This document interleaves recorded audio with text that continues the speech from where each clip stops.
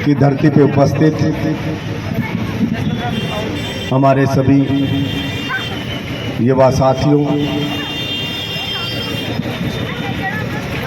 मैं आज डीडवाना जीवन में पहली बार आया हूं और पहली बार आने पर इतनी संख्या में आप युवा साथी मिले। मुझे यहां पहुंचने में देरी भी होगी, फिर भी आप इतनी संख्या में मिले। आपने इतना स्नेह दिया और मेरी 14 सूत्री मांगों का समर्थन किया। इसके लिए तहे दिल से आपका शुक्रिया अदा करता हूं, आपका आभार व्यक्त करता हूं।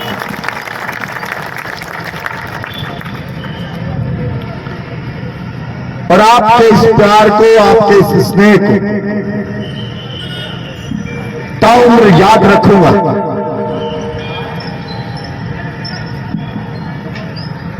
और मेरे लायक भी कोई भी काम होगा और आप मुझे याद करोगे तो हमेशा आपके बीच में डीडवाना में आपको खड़ा मिलूंगा जब भी आप आवाज दोगे। आप कभी भी जयपुर आए और मेरे लायक कोई भी काम हो तो ये सोच के आना कि पिछले 4 साल से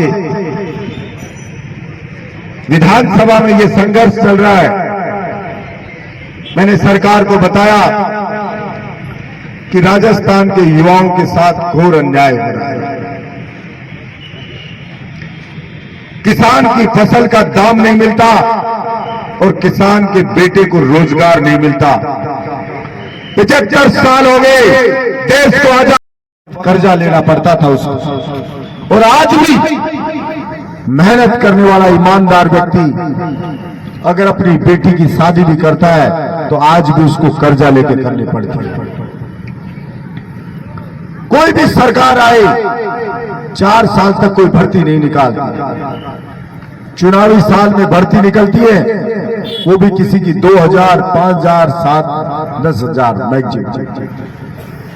हमने सरकार से मांग की कि कम से कम 5 लाख भर्ती एक साथ सरकार निकाले और भर्ती कैलेंडर जारी करे कि 2 महीने बाद परीक्षा, 4 महीने बाद रिजल्ट और 6 महीने बाद जो सफल हो जाए उसकी ज्वाइनिंग। इतनी कोचिंग करता है, पढ़ता है बेचारा, मेहनत करता है जवान, और कोई छोटी मोटी भर्ती आई तो उसका पेपर आउट हो जाता है। अभी रीट की परीक्षा है, 5 साल से चल रही है। कितना पढ़े, इस बार रीट की एग्जाम थी तो ऐसे कांप रहे थे लड़के कि भाई साहब आपके पेपर आउट होगा तो बर्बाद हो जाएंगे, मर जाएंगे। इसीलिए मैंने सरकार से कहा, अरे एक खून की सजा अगर फांसी है तो लाखों जवानों का खून करने वाले इन पेपर लुटेरों को एनकाउंटर में उड़ा देना चाहिए सरकार को, तभी ये घटनाएं रुकेंगी। मैंने सरकार को आंकड़े दिए कि 1967 में आईएएस की तनख्वाह हुआ करती थी 250 रुपया महीना, जो 1500 गुना बढ़ के 3.5 लाख महीना हो गई है। रिश्वत खाता है ऊपर से, वो अलग है। डीजल का भाव था 1967 में 20 पैसे लीटर, जो 500 गुना बढ़ करके 100 रुपया लीटर हो गया है। और गेहूं का भाव था 70 रुपए क्विंटल, जो मात्र 25 गुना बढ़ के 1800 रुपए हुआ है। ऐसे कोई फसल हो, चाहे जीरा हो, चाहे सरसों हो, चाहे बाजरा हो, चाहे ग्वार हो, सबकी कीमत मुश्किल से बढ़ी है 25 गुना और दूसरी तरफ 1500 गुना। अब ऐसे में किसान की स्थिति सुधरे तो कैसे सुधरे? केंद्र सरकार कहती है दे दिए, 1 साल के 6,000 किसी किसान को मिलने से क्या उसका गुजारा हो जाएगा? कोई कहते हैं थोड़ा सा बिल माफ कर देंगे। हमने कहा अगर वास्तव में किसान के साथ न्याय करना चाहते हो तो उसकी फसल को सही मूल्य पर खरीदे सरकार, तब जाकर के उसकी स्थिति सुधरेगी। वो अरबपति खरबपति बन गए और जो ईमानदार है वो बेचारा कर्जे में डूबा हुआ पड़ा है। कितने ही भर्तियां विसंगति में फंसी हुई है, रोते फिर कोई सुनने वाला नहीं। ये सीएचए वाले कोरोना काल में जान पे खेल के लोगों की सेवा करी और अभी रोज दर दर की ठोकर खाते फिर रहे हैं। हमने कहा अरे किसी को सपना दिखा देना और फिर उसके सपने को तोड़ देना कितनी तकलीफ होती होगी। पहले किसी को नौकरी पर रख लेना और फिर उसको बीच में भगा देना, कितना दर्द होता होगा अगले को। लेकिन किसी को उनके दर्द की परवाह नहीं, भटक रहे। मैंने राजस्थान की सरकार से मांग की थी पिछले बजट में 25 मार्च को सूर्य उदय से सूर्यास्त तक दौड़ा था। तब मुख्यमंत्री जी ने मुझे विश्वास दिया था कि हम आपकी युवाओं की मांग पूरी करेंगे, उनको रोजगार देंगे। मैंने कहा था देश में 22 राज्य ऐसे हो गए जहां राजस्थान के एक भी बच्चे को नौकरी नहीं दे रहे। उन्होंने अलग अलग कानून बना के खुद के बच्चों के लिए नौकरियां रिजर्व कर दी।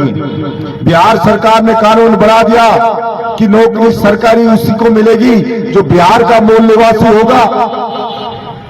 महाराष्ट्र की सरकार ने कानून बना दिया कि सरकारी भर्ती में वही फॉर्म भरेगा जो महाराष्ट्र का मूल निवासी होगा। मध्य प्रदेश ने कानून बना दिया कि मध्य प्रदेश का मूल निवासी होगा उसी को नौकरी देंगे। पश्चिमी बंगाल की सरकार ने बना दिया कि जो बंगाली भाषा को लिखना पढ़ना जानता होगा वही सरकारी भर्ती में आवेदन कर सकता है। तमिलनाडु की सरकार ने बना दिया कि जो तमिल भाषा को लिखना पढ़ना जानता है वही सरकारी नौकरी में जाएगा।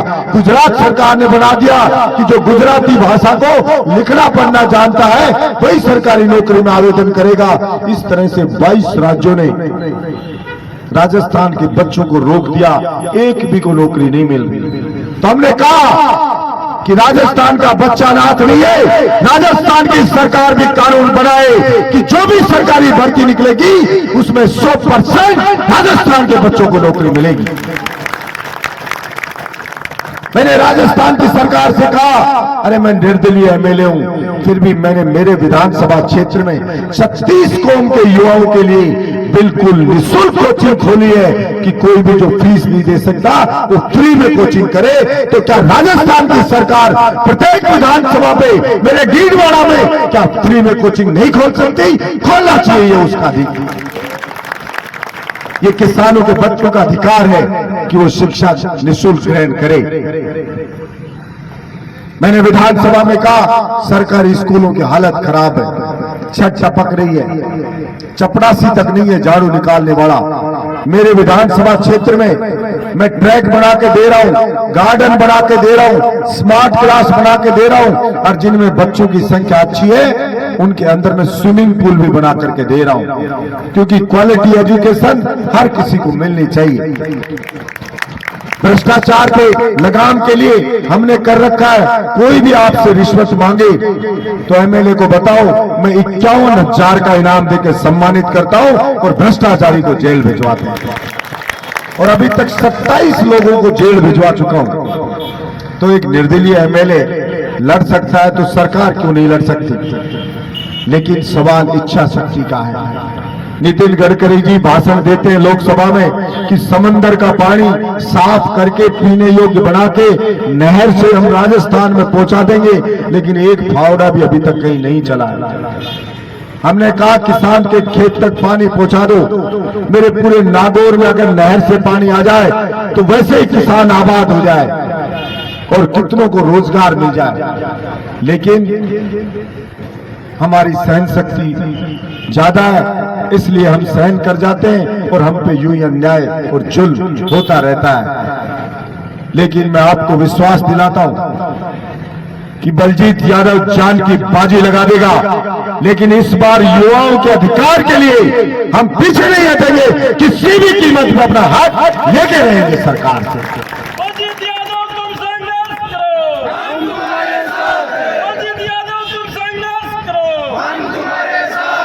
और ये आप आपकी दौड़ का असर है। इस बार बजट में एक भी सरकारी भर्ती नहीं निकाली थी, लेकिन आप जैसे जैसे सड़कों पे दौड़े हो, तो अब रिप्लाई में मुख्यमंत्री जी ने 1 लाख भर्ती की घोषणा की है, जो आपकी जीत है, आपके दौड़ने के कारण से हुई है, और 4 लाख भी मिलेंगे। यही कहकर मैं मेरी वाणी को विराम दूंगा। पुनः आप सब भाइयों, उनमें से 2 मांगों पर मैं चर्चा करना चाहूंगा। एक तो बोलते हैं, गवर्नमेंट बोलती है कि हमने भर्ती कर दी। भाई कौन सी भर्ती कर दी? आपने पंचवर्षीय योजना लागू कर दी। जो पेपर लेते हैं वो सिलेक्ट हो जाते हैं, बाकी भटकते रहते हैं, कभी गलियों में कभी नालियों में। 5-5 साल तक कोई भर्ती नहीं होती, चाहे रीट हो चाहे एसआई हो, एक भी भर्ती कंप्लीट नहीं हुई है। और बलजीत जी यादव को मैं इतना कहना चाहता हूं कि आप हमारे नेतृत्व करना ओबीसी का, जो 2018 से 22 तक के शेडो पोस्ट के लिए युवा संघर्षशील है। प्रतिनिधि भर्तियों में जो इस कानून को लागू करने की हमारी प्रमुखता से मांग रखी गई है, उस पर आप विचार करना और हमारा साथ देना। साथ ही में जो आपने एक मुद्दा रखा अग्निवीर का, तो भाई आज तक कोई भी युवा फौज से वापिस आके फौज की आलोचना नहीं करता था, लेकिन जो ये योजना चलाई है उसमें 4 साल की नौकरी करने के बाद जिस युवा को बाहर निकाला जाएगा, वो आके आलोचना ही करेगा कि मेरे में क्या कमी थी, आखिर मैंने क्या किया जो 4 साल बाद में निकाल दिया। वहां भ्रष्टाचार चलता है, जिन्होंने पैसे गिराए वो लग गए और हमें बाहर फेंक दिया। धन्यवाद पुनः बलजीत जी यादव का, जो हमारी आबा नगरी में बता रहे कि बेल्ट की जो नौकरी होती है वो किसान का बच्चा अपने दम से अपने बल से लेता था। जैसे फौज में भर्ती निकलती थी हर साल 80,000 से 1 लाख भर्तियां, लेकिन दुर्भाग्य से पिछले वर्षों से फौज की भर्ती नहीं निकल रही है। और अभी निकाली है तो 4 साल के लिए अग्निवीर। 17.5 साल का बच्चे को 21.5 साल में रिटायरमेंट। आप कोई दौड़ लगा रहे हैं, क्या मामला है, क्या मांगे हैं आपकी? देखिए, 25 मार्च 2022 को मैं जयपुर में सूर्य उदय से सूर्यास्त तक एक दौरा था, क्योंकि अपनी मांगों को 14 सूत्री हमारी मांगे हैं, जिसमें प्रमुख मांग है 5 लाख भर्ती सरकार एक साथ निकाले, भर्ती कैलेंडर जारी करे और पेपर रूट में जो ये बड़ी मछलियाँ हैं उनको सलाखों के पीछे डालें। और जैसे 22 राज्यों ने अलग अलग कानून बना के उन स्टेट के लोगों के लिए नौकरियाँ रिजर्व कर दी हैं, उसी तरह राजस्थान भी सरकार एक कानून बनाए कि राजस्थान में जो भी सरकारी भर्तियाँ निकलेंगी उनमें 100% राजस्थान के बच्चों को आरक्षण दिया जाएगा, उनको नौकरी दी जाएगी। किसान की फसल है उसको सरकार उचित मूल्य के ऊपर खरीदे, उसको और इन्हीं मांगों को मेनली भ्रष्टाचार पे रोक लगाए, मजदूर की मजदूरी बढ़े, नरेगा के कर्मचारियों की मजदूरी बढ़े। इन सब मांगों को लेकर के मुख्यमंत्री जी ने मुझे वचन दिया था कि आपकी मांगों को पूरा करेंगे। राज्यसभा चुनाव के वक्त भी उन्होंने वचन दिया था कि आपकी मांगों को हम मानेंगे, लेकिन अफसोस की बात अभी विधानसभा में पूछा तो कहा गया कमेटी की रिपोर्ट नहीं आई है, इसलिए तुरंत मांगे पूरी नहीं की जा सकेगा। तो मेरे पास कोई चारा नहीं था। जब राजस्थान का मुख्यमंत्री एक विधायक को जवान देकर मुकर जाए, इससे ज़्यादा अफसोस की बात नहीं हो सकती। इसीलिए मैंने वहाँ संकल्प लिया कि मैं 200 की 200 विधानसभा के अंदर काले कपड़े पहन के दौड़ूंगा, वहाँ की जनता को जागरूक करूँगा और सरकार की आत्मा को झकझोरने का प्रयास करूँगा। उसी के तहत मैं यहाँ टीटवाड़ा में विधानसभा